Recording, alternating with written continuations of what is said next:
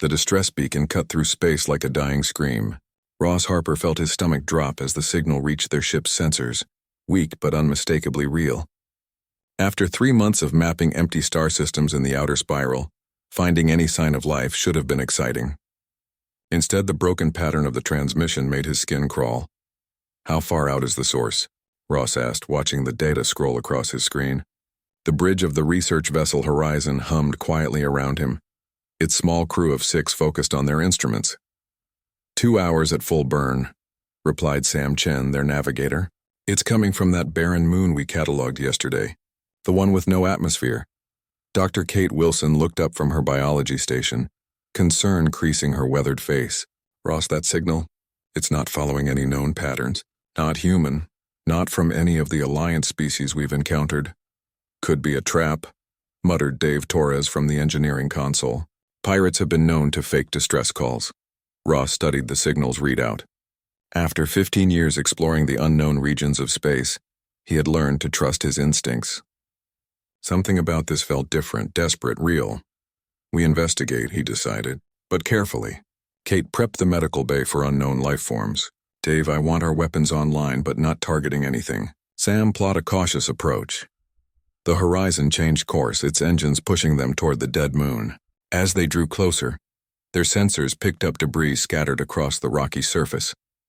Twisted metal gleamed in the harsh light of the system's distant star. "That's definitely a ship," Sam reported. "Or what's left of one. The design? I've never seen anything like it."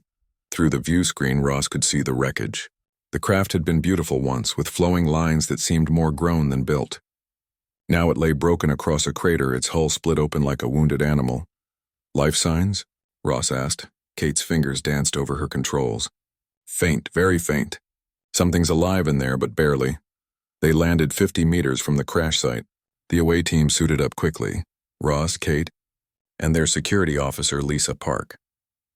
The moon's surface crunched under their boots as they approached the wreckage, their helmet lights cutting through the shadows. Up close, the alien ship was even more impressive. The metal seemed to shimmer with its own inner light, and strange symbols covered the hull. But what caught Ross's attention were the blast marks. These weren't from an accident or system failure.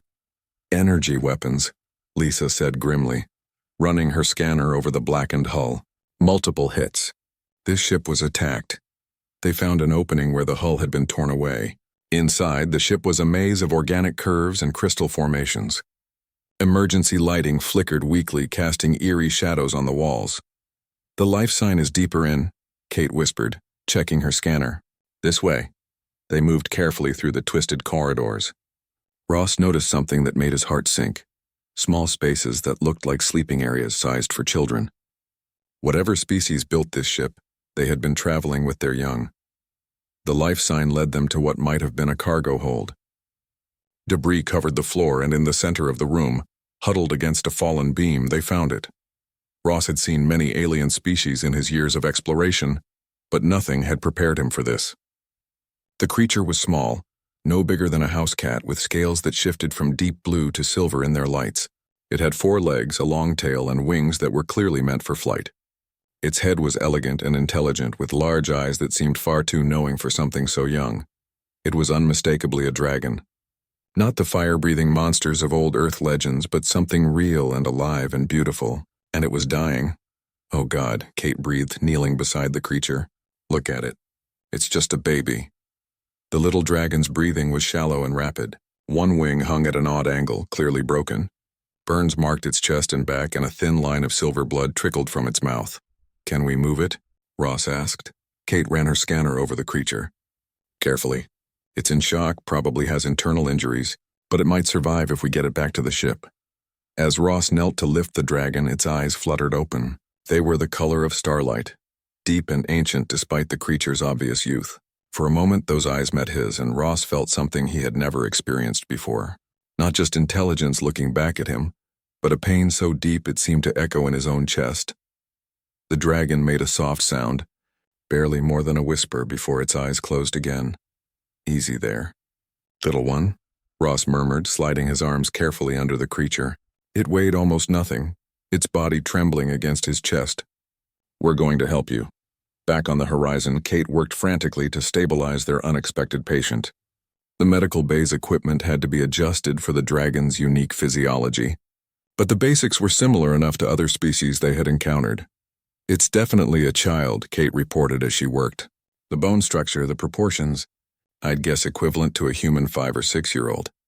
And Ross, look at this." She showed him the scanner readings. "Its brain activity is off the charts. This species is incredibly intelligent. And there's something else. I'm picking up electromagnetic patterns that suggest some kind of empathic ability." "You mean it can feel emotions? Possibly even project them. That might explain why I felt so sad when I was examining it." Ross looked down at the small dragon lying on the medical table. Machines monitored its vital signs, while Kate's treatment slowly brought it back from the edge of death. The creature's scales had lost their shimmer, fading to a dull gray that somehow looked wrong. "What do you think happened out there?" Sam asked from the doorway. "Someone attacked a ship full of refugees," Ross said grimly, "including children, and this little one was the only survivor." As if hearing his words, the dragon stirred slightly. Its eyes opened just a crack, and for a moment Ross felt that same overwhelming sadness wash over him. But this time there was something else mixed in with the pain. Shame. Deep, crushing shame that no child should ever have to carry. The dragon's eyes closed again, but not before Ross saw something that would haunt him for weeks to come. The little creature wasn't just hurt and afraid, it was ashamed to be alive. "We're going to take care of you," Ross promised quietly. "Whatever happened, wherever you came from, you're safe now." The dragon's only response was a soft, broken sound that needed no translation. It was the sound of a child who had lost everything and didn't understand why he had been allowed to survive when others hadn't. Kate checked her readings one more time. "Vital signs are stabilizing. It should live." Ross nodded, but he couldn't shake the feeling that keeping the little dragon alive was only the first challenge they would face. Something told him the real work was just beginning. 3 weeks had passed since they pulled the little dragon from the wreckage, and Kate Wilson was starting to worry. Not about the creature's physical health. That was improving every day. The broken wing had been set and was healing well.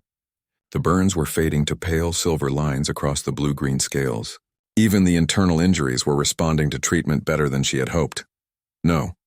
What worried Kate was everything else. She stood outside the medical bay, watching through the transparent barrier as the dragon huddled in the far corner of his recovery room. They had moved him from the sterile medical table to a more comfortable space with soft bedding and carefully controlled lighting. But no matter what they did, the little creature refused to look at any of them directly. "Still won't make eye contact?" Ross asked, joining her at the observation window. Kate shook her head. "He turns away the moment any of us enter the room. And Ross, look at his posture."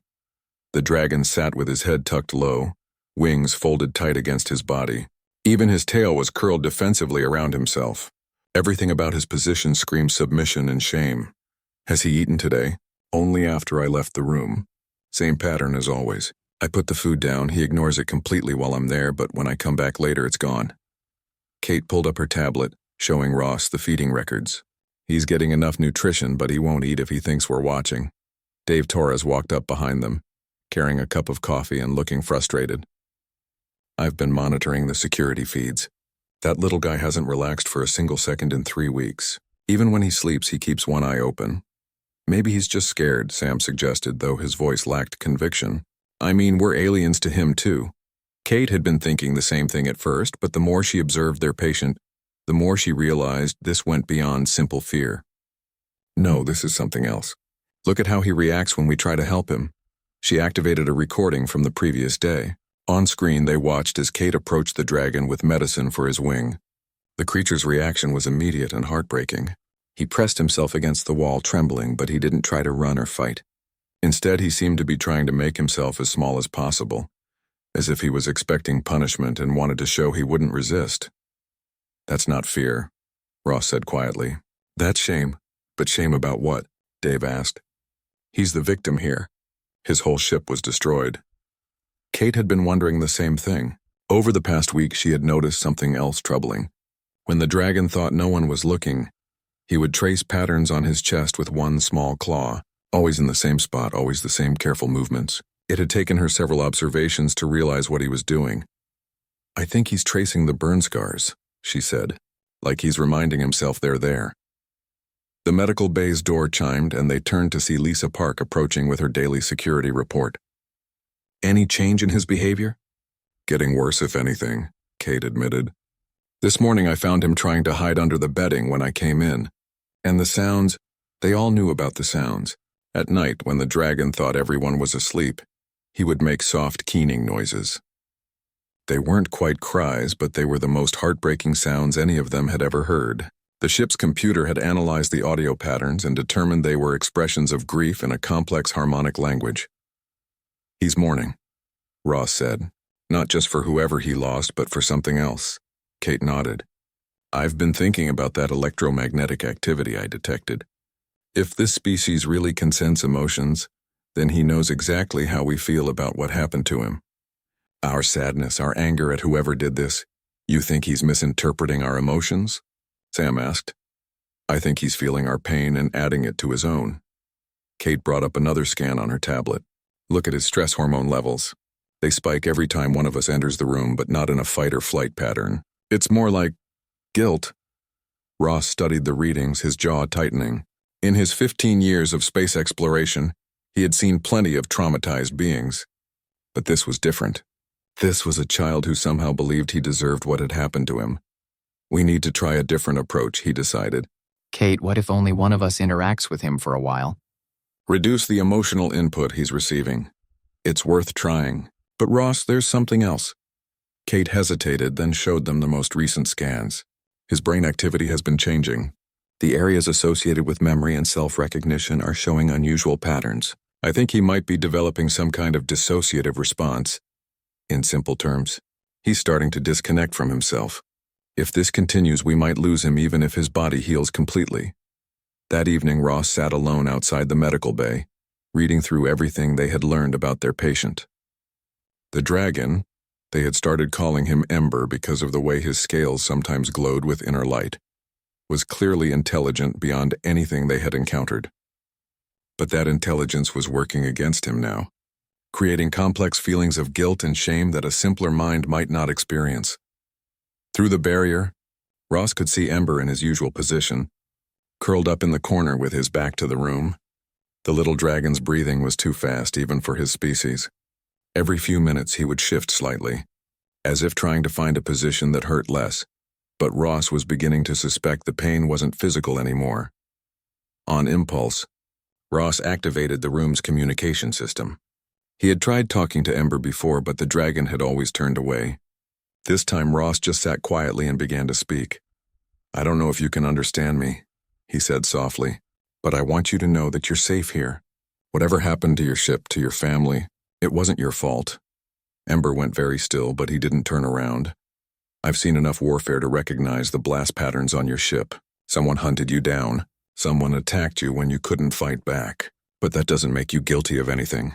For a moment, Ross thought he saw Ember's shoulders shake slightly, but the dragon remained facing away, his small form rigid with tension. We found toys in your ship, Ross continued. Games, art supplies, things that showed your people cared about joy and beauty. Whatever propaganda someone might have spread about your species, we can see the truth. You were just children, traveling with your families.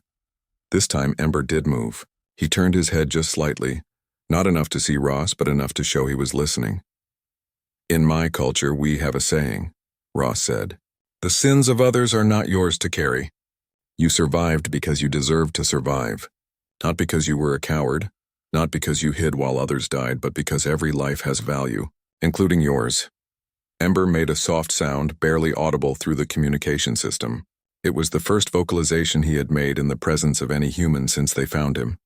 Ross leaned forward, speaking even more gently. I know you can feel our emotions, little one. What you're sensing from us isn't anger at you. It's anger at whoever hurt you. And our sadness isn't disappointment in you. It's grief for what you've lost. For the first time in 3 weeks, Ember began to turn around. The movement was slow, hesitant, but he was finally looking toward Ross instead of away. His large eyes were filled with confusion and pain, but also something that might have been hope. That's it, Ross whispered. You don't have to hide from us. We're not your enemies. But even as Ember's gaze met his through the barrier, Ross could see the internal struggle playing out in the dragon's expression. Want warring with shame, hope fighting against learned fear. It was going to take more than words to heal the wounds that went deeper than flesh and bone. Still, it was a beginning. For the first time since his rescue, Ember was looking at one of his rescuers without flinching away. And in those ancient, intelligent eyes, Ross could see the first tiny spark of trust beginning to kindle. The breakthrough came in the most unexpected way. Lisa Park had been running routine security drills when alarms started blaring throughout the ship. Not the harsh warnings of actual danger, but the softer chimes that indicated a communication attempt from an unknown source. "Ross, you need to see this," Sam called from the bridge. "We're receiving a transmission. It's using the same harmonic patterns as those sounds Ember makes at night." Ross rushed to the communications console, Kate close behind him. On the screen, a complex waveform pulsed in rhythm with soft musical tones. The computer was working to translate the patterns, but even without understanding the words, the emotion behind the message was clear. It was a lament, a song of mourning and loss. "Can you trace the source?" Ross asked. "It's coming from deep space, at least 6 light years away. But Ross, there's something else. The transmission is old. Based on the signal degradation, I'd estimate it was sent about 4 months ago." Kate gasped. "That's around the time we found Ember's ship." They listened to the haunting melody, and slowly the computer began providing rough translations.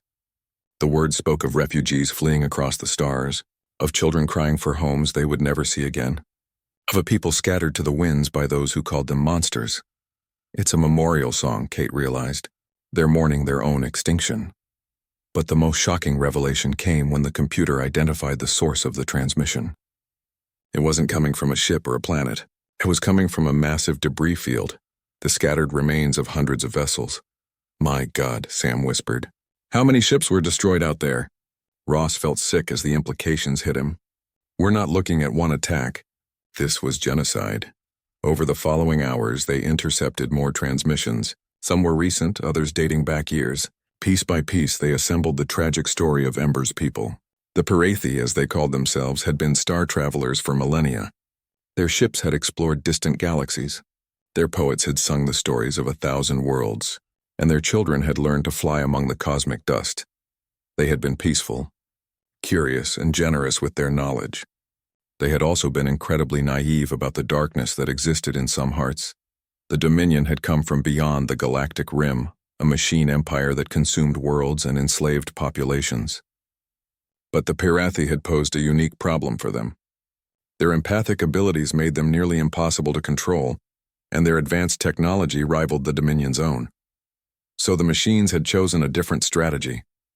Instead of trying to conquer the Pirathi directly, they had launched a propaganda campaign across dozens of star systems. They spread stories of fire demons who burned worlds and devoured children. They shared doctored images of Pirathi ships attacking innocent colonies. They painted an entire species as monsters that needed to be destroyed for the good of the galaxy. "The perfect genocide," Kate said bitterly as she reviewed the intercepted messages. "Turn everyone else into your weapons." The most heartbreaking discovery came when they found communications from other species, races that had once been friends and trading partners of the Pirathi. Messages that showed how quickly fear and propaganda could poison even the deepest friendships. "Look at this one," Sam said, displaying a transmission on the main screen. "It's from the Centauri Coalition. They're apologizing to the Pirathi for canceling trade agreements, but they say public opinion has turned against them. They actually believed the lies." Ross read through more messages, each one a nail in the coffin of an entire civilization. Species after species turning their backs on the Pirathi, closing their borders, refusing sanctuary to refugees. Some even began actively hunting them, believing they were protecting the galaxy from a terrible threat. "The attack on Ember's ship," Lisa said slowly. "It wasn't random piracy. Someone specific was hunting them." Kate pulled up the analysis of the energy weapon signatures they had found on the wreckage. "These blast patterns, I've seen this configuration before. In our database of known hostile species." She ran the comparison, and the results made Ross's blood run cold. The Valens. They were one of the first species to join the anti-Pirathi alliance. Their ships were specifically designed for hunting other star travelers, so they tracked down a refugee convoy, Dave said. Families fleeing with their children looking for somewhere safe to hide. And they slaughtered them all, Ross finished. Except for one little survivor who's been carrying the guilt ever since. The picture was becoming clearer now, and it explained everything about Ember's behavior. He hadn't just survived a random attack. He had lived through the systematic destruction of his entire species, carried out by people who truly believed they were doing the right thing. Worse, Ember had grown up hearing the propaganda. He knew what other species thought of his people. He had internalized the hatred and fear, believing on some level that maybe the galaxy really was better off without the Parathi. That's why he won't look at us, Kate realized. He thinks we're going to realize what he is and turn against him too. Or worse, Ross said grimly. He thinks we already know, and he's waiting for us to decide he's too dangerous to live. They sat in stunned silence, absorbing the full scope of the tragedy. An entire civilization, wiped out not through military conquest but through lies and manufactured fear, and the last survivor was a child who had been taught to be ashamed of his own existence. We have to tell him we know, Ross said finally. He needs to understand that we've learned the truth about his people. Are you sure that's wise? Kate asked. What if he thinks we're going to turn him over to the authorities? Humans have their own history with genocide. He might not trust us to be different. Ross considered this. She was right to be cautious. Earth's own past was stained with examples of fear leading to terrible actions. But looking at the data they had gathered, at the evidence of a peaceful, beautiful culture, destroyed by propaganda and hatred, he knew they had to take the risk. He's dying inside, Ross said. Not from his injuries, but from the weight of carrying shame that was never his to bear. If we don't help him understand that his people were the victims, not the villains, we're going to lose him anyway. That evening, Ross entered Ember's room for the first time since the dragon had begun making eye contact. Ember looked up as he approached, those starlight eyes wary but no longer automatically turning away. Ross sat down slowly, keeping his movements calm and non-threatening. In his hands, he carried a tablet displaying images they had recovered from the Parathi transmissions. Pictures of beautiful crystal cities, of dragons dancing among the stars, of families teaching their young to sing the ancient songs. We know who you are, Ross said gently, showing Ember the first image. We know about the Parathi. Ember's reaction was immediate and devastating. His eyes went wide with terror and he pressed himself back against the wall. A sound escaped him, high and frightened like a child caught in a terrible secret. No, Ross said quickly, setting the tablet aside and raising his hands peacefully. You don't understand. We know the truth. We know what really happened. But Ember was shaking now, his small body trembling with fear and shame. Ross could feel the waves of emotion radiating from the young dragon. Terror, self-hatred, and a desperate plea for mercy. Your people were good, Ross said firmly, projecting as much sincerity as he could. They were explorers and poets and teachers. They weren't monsters, Ember, they were the victims. For a long moment, the only sound in the room was Ember's rapid breathing. Then slowly, the little dragon's trembling began to subside. He looked at Ross with confusion, as if the concept of being told his people were innocent was too foreign to process. Ross picked up the tablet again, showing Ember image after image of Parathi culture. Your parents were bringing you to safety because they loved you. They died protecting refugees, not attacking innocents. And you survived because the galaxy needs to remember that an entire civilization of beauty and wonder was lost to lies. Ember made a soft sound, barely more than a whisper. But for the first time since they had found him, it wasn't a sound of pain or fear. It was a question, tentative and hoping beyond hope that what he was hearing might be true. Ross smiled, feeling tears in his own eyes. Yes, little one, you have nothing to be ashamed of. Your people were magnificent, and so are you. The subspace communication array crackled to life 3 days after Ross had shown Ember the truth about his people. The message was marked with the highest priority codes, and when Ross saw the sender's identification, his heart sank. Admiral Stone, Earth Central Command, Research Vessel Horizon. This is Admiral Stone aboard the ECS Retribution. I am ordering you to maintain your current position and prepare for immediate transfer of your alien passenger. This is not a request. Ross stared at the communication panel, feeling the blood drain from his face. News of Ember's rescue had been included in their routine reports to Earth Command, but he had hoped it would take months for the bureaucracy to decide what to do about it. He should have known better. Sir? Sam looked up from his navigation console, confusion clear in his voice. How did they find us so quickly? Politics, Ross said grimly. Kate, how is Ember doing today? Better than he's been since we found him, Kate replied from the medical bay. Knowing the truth about his people has helped enormously. He actually ate in front of me this morning, and he started making those musical sounds again, happy ones this time. Ross felt sick. Just when Ember was beginning to heal, Earth Command wanted to tear him away from the only stability he had known since his rescue. The communications array chimed again. This time it was a full video transmission, showing Admiral Stone's stern face from the bridge of his massive battlecruiser. Behind him, Ross could see the tactical displays showing at least 3 other military vessels. Harper, I'm disappointed in your delay in responding. You have something that doesn't belong on a civilian research vessel. Admiral, with respect, Ember is a refugee child. Not a weapon or a piece of technology. He needs medical care and stability, not military interrogation. Stone's expression hardened. That creature is a member of a species that has been classified as a galactic threat. Multiple star systems have reported attacks by these so-called piracy. We have evidence of destroyed colonies, burned worlds, millions dead. That's Dominion propaganda, sir, Ross said carefully. We've intercepted communications that prove the Pirathi were victims of genocide, not aggressors. They were peaceful explorers who were systematically hunted down by... I've read your reports, Harper, Stone interrupted. But intercepted alien communications can be faked. What we know for certain is that we have a potentially dangerous alien in human custody, and it needs to be properly contained and studied. Ross felt his temper rising. He's 6 years old, Admiral. He weighs 30 pounds, and he's traumatized beyond anything we've ever encountered. The only danger he poses is to our consciences if we betray his trust. That's enough, Stone snapped. You will transfer the alien to my ship immediately, or I will consider you in violation of direct orders. The retribution will reach your position in 18 hours. Have your passenger ready for transport. The transmission ended, leaving the bridge in tense silence. Ross looked around at his crew, seeing his own anger and frustration reflected in their faces. This is wrong, Kate said quietly. That little dragon has been through enough horror. Taking him away from us now could destroy him completely. What are our options? Dave asked. Can we run? Ross pulled up the tactical display. The Retribution and her escort ships were massive, built for warfare rather than exploration. The Horizon was fast and maneuverable, but she was never designed to outrun military vessels.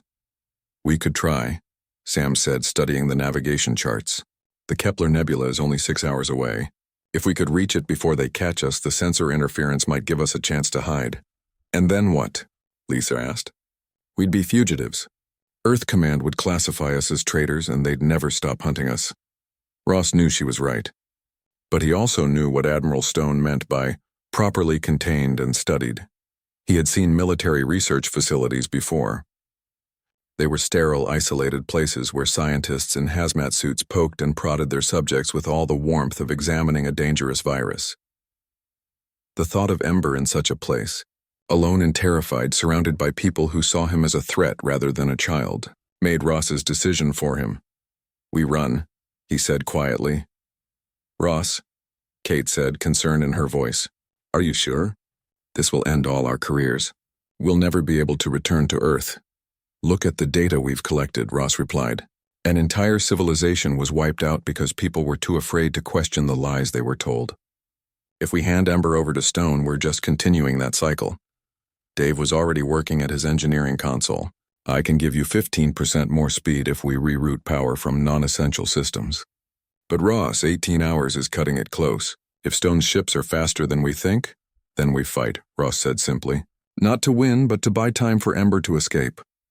Escape to where? Sam asked. Ross had been thinking about that. The transmission we intercepted mentioned other Pirathi survivors, scattered across the outer rim. If any of them are still alive, Ember deserves the chance to find his own people. They began preparations immediately.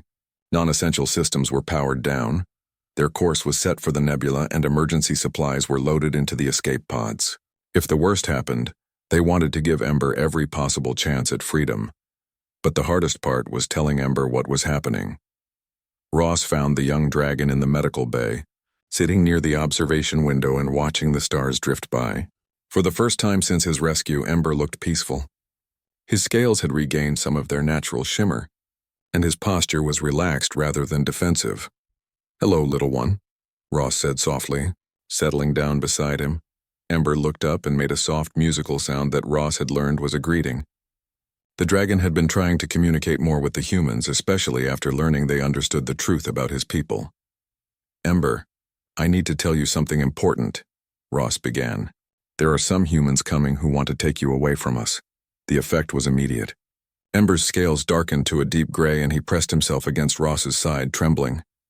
"They don't understand about your people like we do," Ross continued, stroking the dragon's neck gently. "They think you might be dangerous and they want to lock you up to study you." Ember made a sound of pure terror, and Ross felt the wave of emotion wash over him. Fear, abandonment, and that terrible shame that had haunted the young dragon since his rescue. No, Ross said quickly. "We're not going to let that happen. We're going to run away, all of us together. But Ember, you need to understand something. If we do this, we can never go back to our home. We'll be fugitives." Ember looked up at him with those ancient, intelligent eyes. For a moment, Ross saw something that looked almost like adult understanding in that young face. Then Ember did something that broke Ross's heart and filled it with pride at the same time. The little dragon pressed his small head against Ross's chest and made a sound that needed no translation. It was gratitude, fierce and absolute. Ember understood that the humans were sacrificing everything to protect him, and he was overwhelmed by their kindness. "That's right, little one," Ross whispered. "We're family now, and families protect each other." The next few hours passed in tense preparation. The Horizon pushed her engines to their limits, racing toward the safety of the nebula while long-range sensors tracked the approaching military ships. It was going to be close. 8 hours to the nebula, Sam reported. "Stone's ships are 12 hours out, but they're gaining fast." Kate monitored Ember's condition as the ship shuddered under the strain of maximum acceleration. "He's scared but holding together. I think knowing we're fighting for him is helping him stay strong." "Good," Ross said, "because once we enter that nebula, there's no turning back. We'll officially be enemies of Earth Command." Dave looked up from his engineering station. "Worth it, though.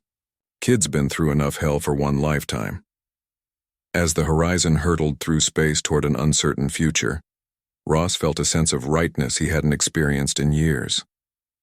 They were doing what was right, not what was safe or legal. They were choosing compassion over compliance, love over law. Behind them, Admiral Stone's ships continued their pursuit, growing larger on the sensors with each passing hour. Ahead lay the swirling chaos of the Kepler Nebula, where they might find safety or might simply delay the inevitable.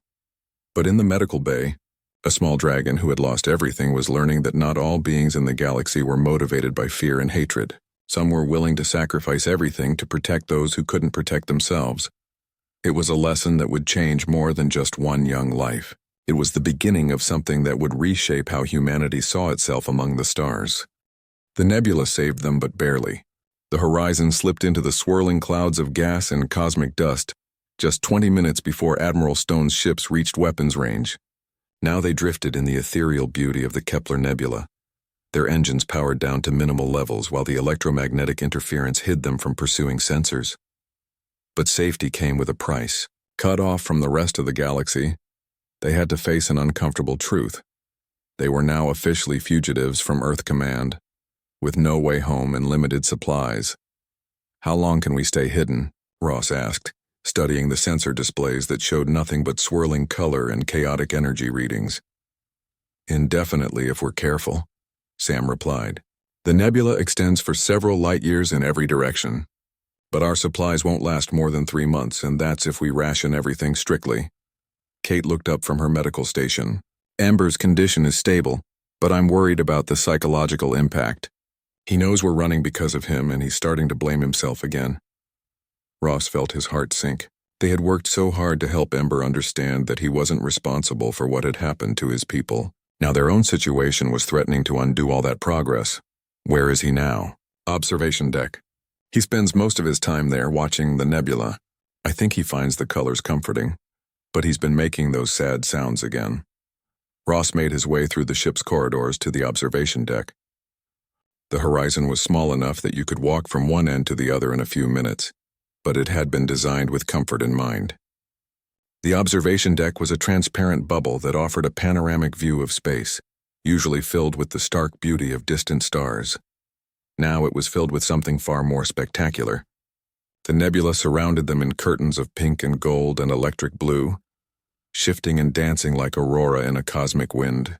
It was breathtakingly beautiful, but Ross barely noticed the view. Ember sat in the center of the deck, his small form silhouetted against the swirling colors. His head was tilted up toward the nebula, and he was indeed making soft musical sounds. But Ross could hear the sadness in them, the complex harmonies that spoke of guilt and loss. "Mind if I join you?" Ross asked softly. Ember turned, and Ross was surprised to see that the young dragon's eyes were bright with unshed tears. Pyrathi tears, it seemed, were silver and caught the nebula's light like liquid starshine. "You're thinking this is your fault again, aren't you?" Ross said, settling down beside his small friend. Ember made a soft sound that Ross had learned meant yes. Then the dragon did something unexpected. He pressed his small hand against his chest, over the area where the burn scars were hidden beneath his scales, and then pointed at Ross. The message was clear. "I am damaged, and now you are damaged because of me." "Oh, Ember," Ross said, his voice thick with emotion. "Is that really what you think?" The dragon's response was a complex series of musical tones that conveyed a depth of self-recrimination that would have been heartbreaking in an adult, let alone a child. Ember believed that everyone who tried to help him was doomed to suffer, that he was some kind of curse that brought destruction to all who showed him kindness. Ross thought about how to respond, how to break through the wall of shame and trauma that still surrounded Ember despite all their efforts. Then he had an idea. "Ember, can you feel what I'm feeling right now?" Ross asked. The dragon nodded, his empathic abilities having grown stronger as he healed. He could sense emotions as clearly as spoken words. "Then feel this," Ross said, and deliberately opened his heart to every emotion he had experienced since finding Ember in that wreckage, the protective instinct that had driven him to defy Earth command, the fierce love he had developed for this brave wounded child, the pride he felt watching Ember learn to trust again, the absolute certainty that saving him had been the right thing to do regardless of the cost. Ember's eyes widened as the wave of emotion hit him. These weren't the complex, guilt-ridden feelings he had been sensing from the humans before. This was pure, uncomplicated love, parental love, protective love, the kind of love that counted no cost too high when it came to keeping a child safe. "Do you feel any regret in me?" Ross asked. "Any blame? Any wish that we had left you in that wreckage?" Ember shook his head slowly, wonder replacing the sadness in his starlight eyes. "We chose this, Ember. All of us. Kate, Sam, Dave, Lisa, me. We all voted to protect you knowing exactly what it would cost us, and we'd make the same choice again." The young dragon made a sound that was almost a question, as if he couldn't quite believe what he was sensing. "You want to know why?" Ross smiled. "Because you're worth it. Not because of what you might know about your people's technology. Not because you're the last of your kind, but because you're you, a brave, kind, intelligent child who deserves to grow up safe and loved." For the first time since they had found him, Ember moved closer to a human instead of away. He climbed into Ross's lap, his small claws gripping the fabric of Ross's uniform as if anchoring himself to this new understanding.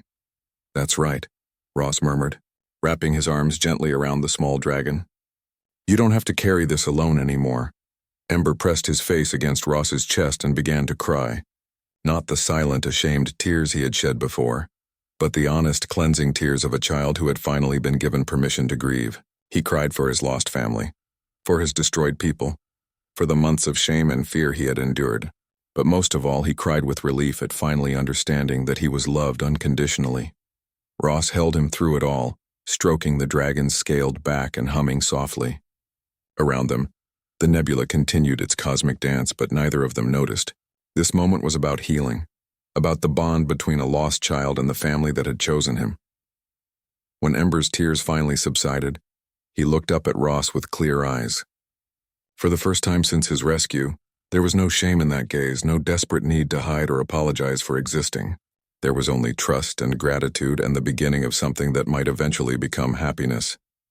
Ember made a soft sound, and Ross felt the emotion behind it wash over him. It was complex and multi-layered, but at its core was a simple message. "Thank you for choosing me." "Always," Ross replied. "Family chooses family." Ember settled more comfortably in Ross's arms, his breathing gradually slowing as exhaustion from the emotional release caught up with him. But before he fell asleep, he did something that made Ross's heart nearly burst with joy. The young dragon began to sing, not the mournful laments they had heard before, but something new. It was still sad in places, still touched with grief for what had been lost, but it was also hopeful. It spoke of new beginnings, of finding love in unexpected places, of the courage it took to trust again after betrayal. Other members of the crew began gathering at the edges of the observation deck, drawn by the beautiful music. Kate wiped tears from her eyes as she listened. Sam stood with his hand over his heart, feeling the emotion in every note. Even practical Dave seemed moved by the dragon's song. When the music finally faded, Ember was asleep in Ross's arms, his small body finally relaxed and peaceful. The nebula continued to swirl around them, hiding them from the dangers of the outside galaxy, but Ross no longer felt like they were running away from something. They were running toward something instead, toward a future where a traumatized child could heal, where a destroyed species might be remembered with love instead of fear, where a small group of humans had chosen compassion over conformity. "So what now?" Kate asked quietly, so as not to wake Ember. Ross looked down at the sleeping dragon, then up at the magnificent chaos of the nebula around them. "Now we find the other survivors. Ember's people are scattered out there somewhere, and he deserves the chance to know he's not alone." "That could take years," Sam pointed out. "The galaxy is a big place." "Then we take years," Ross replied simply. "We've got nowhere else to be." As if responding to his words, Ember stirred slightly in his sleep and made a soft, contented sound. His small hand curled against Ross's shirt, holding on even in dreams. They had lost their old lives, their careers, their connection to Earth. But they had gained something far more valuable, a family forged not by blood or species, but by choice and love and the courage to do what was right. Outside, Admiral Stone's ships continued their fruitless search, but inside the nebula, a new kind of hope was being born. The hope that even in a galaxy filled with fear and hatred, love could still triumph, that even the most broken spirits could heal, given time and patience and unwavering acceptance, and that sometimes the most important choice you can make is to stand up for someone who cannot stand up for themselves, regardless of the cost. 2 months later, everything changed in the space of a single morning. They had been following scattered signals across the outer rim, chasing whispers of other Pirathi survivors while carefully avoiding the shipping lanes where Earth Command might find them. Their supplies were running low, and Ross had begun making difficult decisions about how much longer they could continue their search. Then Ember changed everything. It started when the long-range sensors picked up a familiar energy signature. Another ship badly damaged and drifting, broadcasting a weak distress signal in the harmonic patterns of the Pirathi language. "It's them," Kate breathed, reading the translation as it scrolled across her screen. 3 survivors, including 2 younglings. "They're dying." Ross was already moving toward the pilot's chair when alarms began blaring throughout the ship. Not mechanical alarms. These were coming from their proximity sensors. Ships were approaching fast, too fast to be anything but military vessels hunting for targets. 3 Earth Command cruisers closing on our position, Sam reported, his voice tight with fear. They must have been tracking the same signals we were. Through the view screen, Ross could see the disabled Pirathi vessel drifting helplessly between 2 asteroid fields. It was clearly a refugee ship, small and built for long journeys rather than combat. And bearing down on it from 3 directions were the sleek, predatory shapes of Earth military vessels. "They're not responding to our hails," Lisa said from the communication station. "I think they're going to attack the refugee ship." Ross felt cold certainty settle in his stomach. Admiral Stone had obviously decided that the easiest way to solve the Pirathi problem was to eliminate any survivors before they could prove the truth about the genocide. "How long until they reach weapons range?" Ross asked. 4 minutes, Sam replied. Ross looked around the bridge at his crew, seeing his own determination reflected in their faces. They all knew what he was about to ask of them. We can't outrun 3 cruisers, he said quietly, but we might be able to shield the refugee ship long enough for them to escape. That's suicide, Dave pointed out. The Horizon isn't armed for combat. No, Ross agreed, but we have something they don't expect. He looked toward the medical bay where Ember had been monitoring the situation through the ship's internal communications. The young dragon emerged onto the bridge, his scales shifting through complex patterns that Ross had learned indicated deep concentration. Ember approached the communications console and placed his small hands on the interface. His eyes closed, and suddenly every speaker on the ship filled with the most beautiful sound any of them had ever heard. It wasn't just music. It was something far deeper, a harmonic resonance that seemed to vibrate through their bones and touch their souls directly. Ember was singing, but his song was being amplified and broadcast across all frequencies, carrying the full power of his empathic abilities along with it. The song told a story. Without words, without images, it conveyed the entire tragic history of the Parathi people, the beauty of their civilization, the joy of their exploration among the stars, the devastating loss of their children to manufactured hatred, but it also told of hope found in the kindness of strangers, of love that transcended species barriers, of the courage to choose compassion over fear, and everyone within 100,000 kilometers could hear it. On the screens, Ross watched the Earth Command ships suddenly slow their approach. The song was reaching them too, carrying emotion so pure and profound that even the most hardened military officers couldn't help but be moved. But more importantly, the song was reaching Earth. Ross, Kate said in amazement, the signal is bouncing off the subspace relay networks. This isn't just local broadcast, it's going everywhere. Ember's song grew stronger, more complex. He was pouring everything into it, his own pain and loss, his gratitude to the humans who had saved him, his desperate love for his dying people, and his hope that somewhere in the galaxy there were others who would choose understanding over hatred. The effect was immediate and profound. Emergency transmissions began flooding the subspace networks as the song reached populated systems across the galaxy. But these weren't military orders or diplomatic protests. They were messages from ordinary beings on hundreds of worlds, all asking the same question: who is hurting this child? For the first time in galactic history, the true story of the Parathi genocide was being told not through propaganda or political speeches, but through pure emotion that no being with empathy could ignore. On Earth, riots broke out as humans realized their military was hunting down traumatized refugee children. The Centauri Coalition publicly apologized for their role in the persecution and demanded an immediate ceasefire. Even species that had never heard of the Parathi before were sending messages of support and offers of sanctuary. But the most important change was happening right in front of them. Admiral Stone's voice came over the communications array, but it was different now. Gone was the hard military authority. In its place was something Ross had never expected to hear: shame. Horizon, this is Admiral Stone. Cease your interference and prepare to be boarded. No, Ross replied simply. That's a direct order, Harper. From a man who was about to murder children, Ross said. I don't take orders from war criminals. The silence stretched for long moments. Then, to everyone's amazement, one of the Earth Command cruisers broke formation and moved to position itself between the other 2 ships and the Parathi refugee vessel. Admiral, came a voice over the general frequency. This is Captain Martinez aboard the Defender. I'm refusing orders to fire on refugee children. This is wrong, sir, and you know it.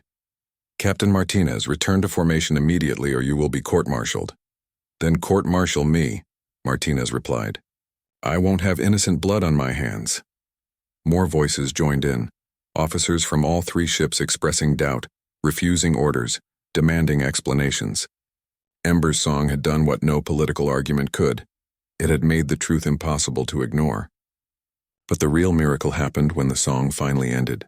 Ember collapsed against the communications console, exhausted from the effort of projecting his emotions across such vast distances. But as the last notes faded, something extraordinary occurred. From the damaged Parathi refugee ship came an answering song.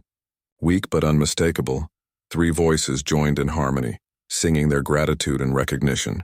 They had heard Ember's call and they were singing back. For the first time since his rescue, Ember was hearing the voices of his own people. The young dragon's reaction was immediate and overwhelming. He threw back his head and sang again, this time with pure joy. The sound that emerged was the most beautiful thing any of them had ever heard, the song of a lost child who had finally found his family. "Horizon, this is the refugee vessel Song of Stars," came a voice speaking accented but clear English. "We thank you for protecting our youngling. We felt his pain across the void and have been searching for him." Ross felt tears streaming down his face as he replied, "He's been searching for you too." What followed were the most beautiful hours of Ross's life. The two ships docked carefully, and for the first time in months Ember was reunited with others of his kind. The crew of the Horizon watched through the airlock as 3 adult Parathi embraced their lost youngling, all of them singing together in complex harmonies that spoke of grief shared and joy rediscovered. But the story didn't end there. Admiral Stone's fleet withdrew without firing a shot, recalled to Earth to face investigations into their actions.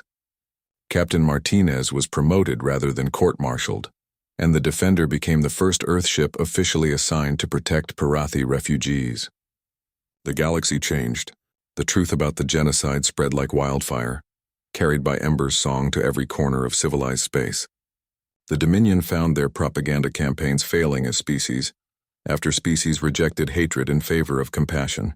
Several star systems offered to become sanctuaries for the surviving Parathi, and for the first time in years, the scattered refugees had hope.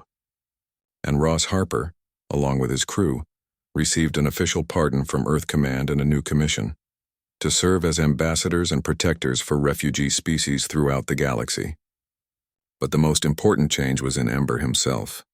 As the Horizon set course for the first of the sanctuary worlds, Ross found the young dragon on the observation deck once again. But this time Ember wasn't alone.